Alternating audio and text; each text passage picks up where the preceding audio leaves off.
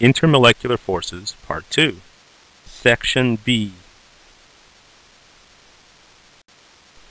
When you're considering solubility, such as dissolving sugar in water, sugar being the solute, water being the solvent, you run into this expression, which is like dissolves like.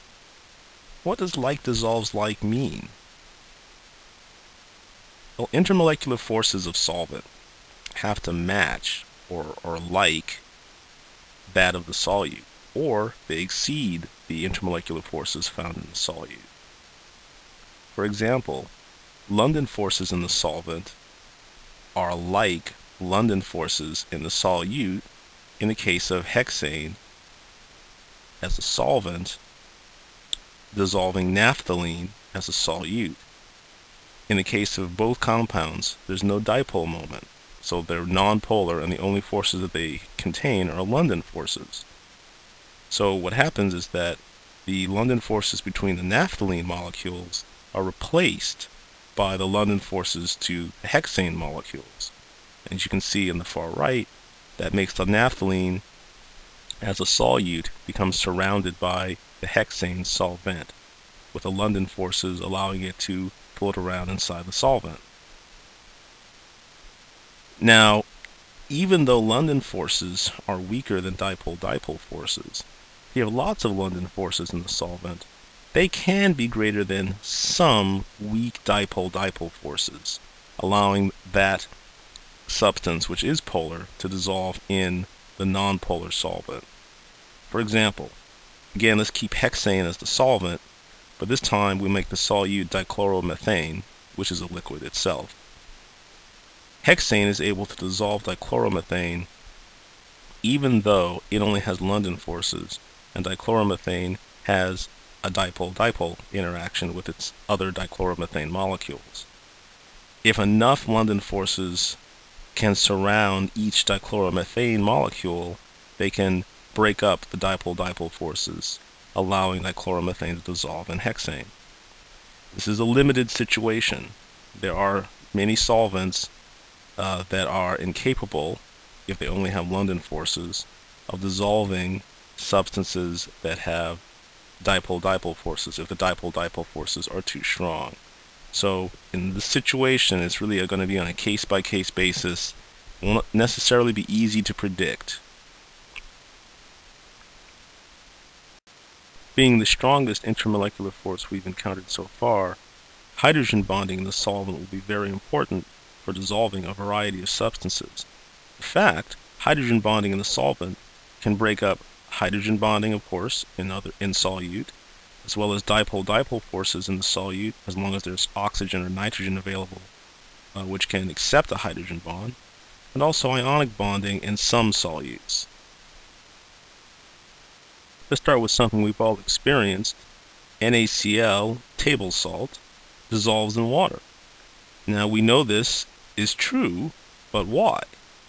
It's because although there is a very strong ionic bond between Na plus and Cl minus, that can be replaced by a hydrogen bond to Cl minus from water and a strong dipole ion attraction between the sodium cation and the oxygen partial negative charge in water. Now, we know this doesn't mean that all ionic compounds will dissolve in water. In fact, in general chemistry, when you learned about precipitation reactions, you know that certain combinations of ions, such as silver plus, Ag plus, and Cl minus, form an insoluble precipitate, AgCl, which will not dissolve in water. So it depends on the strength of the ionic attractive force. That's what's going to determine whether or not it's going to dissolve in water. But when we look at an ionic compound, the first thing we think of is water as a means to dissolve it.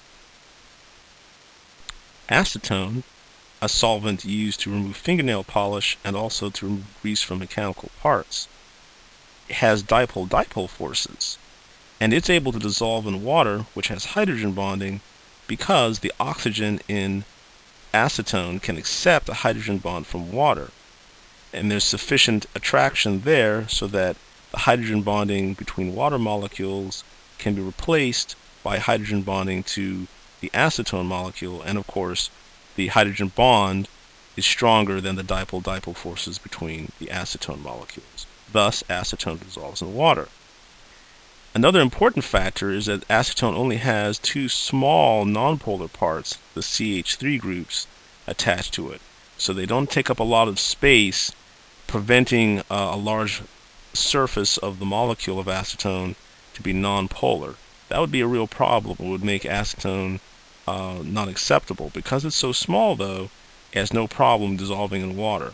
If you extended out those carbon chains to many, many carbons, then even though there would be the ability to form hydrogen bonding to water, the solubility of the molecule would greatly decrease as you increase the number of carbons, the amount of nonpolar surface that's present in the molecule.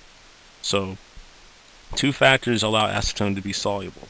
One, it can form a hydrogen bond with water, and two, the nonpolar surface area is very small. Based on our analysis of the solubility of acetone in water, we can see that the hydrogen bonding framework in water, which is something like a hydrogen bonding fortress, would not allow dichloromethane to penetrate it. Dichloromethane would have dipole-dipole interaction with water molecules, but that's too weak to break through that hydrogen bonding network. And so dichloromethane is insoluble in water. It's much more interested in being attracted to itself, and water has no interest in dichloromethane. Hydrogen bonding solvents can't stand nonpolar solutes, ones that only have London forces. And correspondingly, solvents that only have London forces cannot abide solutes that have hydrogen bonding. They don't want to have anything to do with each other. They're completely unlike. So an example of nonpolar hexane being mixed with highly polar hydrogen bonding water, there's no solubility there, regardless if hexane is the solute or the solvent, or water is the solute or the solvent. They will not get together. So as you can see in the separatory funnel, hexane, which is a liquid at room temperature, floats on top of water, because hexane is less dense than water. But there's no mixing at all, because hexane is completely nonpolar, water has hydrogen bonding, and they don't have anything to do with each other. A commonly experienced case of a nonpolar solute being mixed with a hydrogen bonding solvent would be a Teflon coated pan interacting with a droplet of water.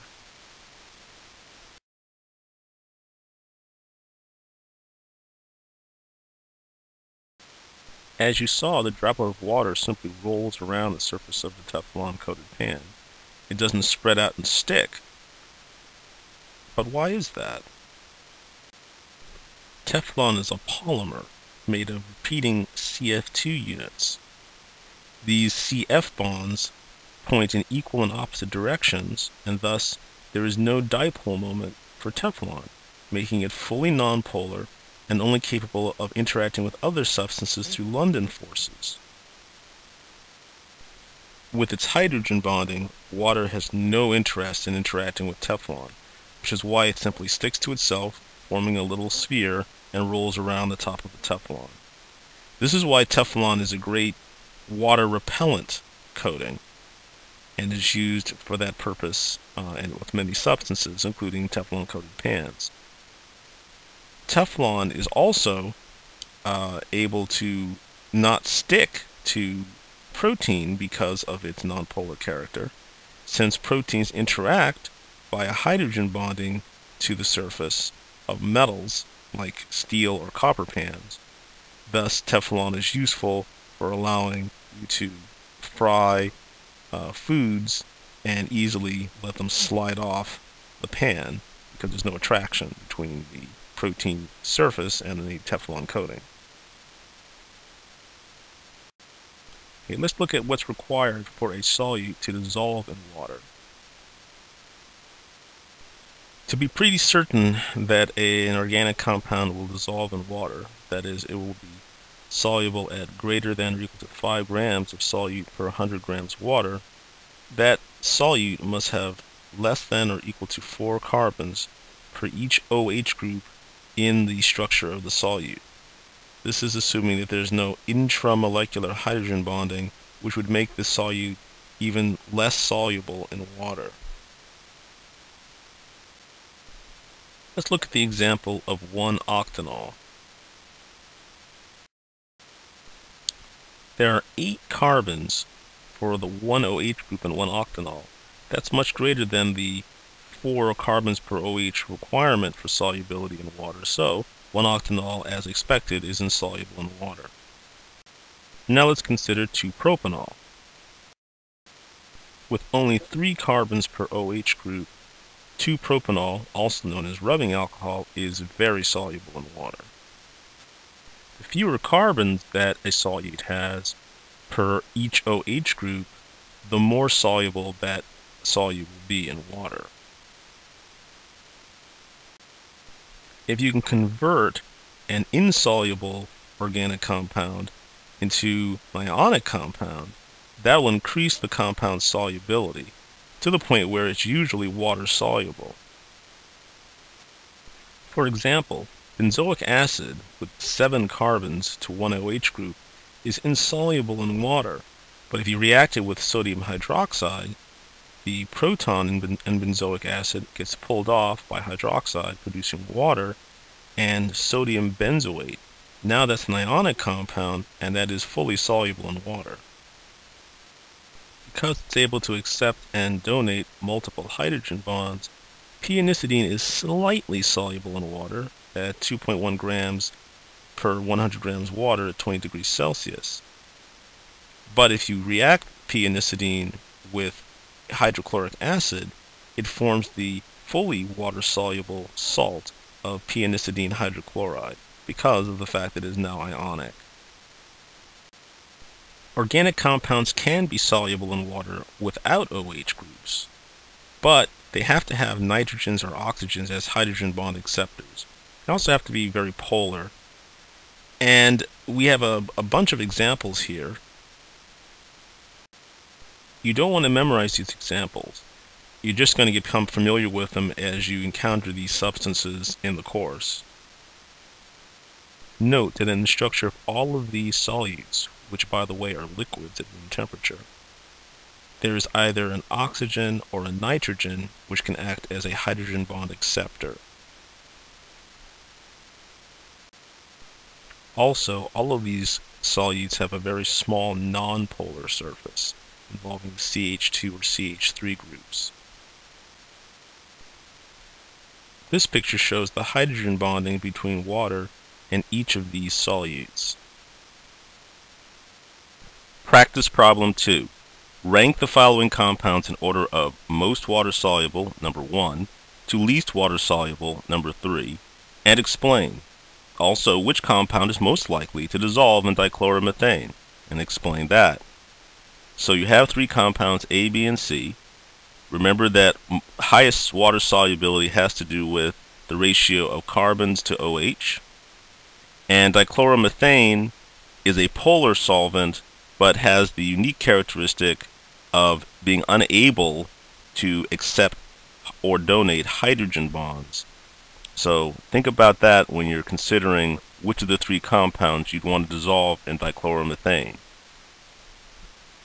At this point, you want to pause the video to work on the practice problem.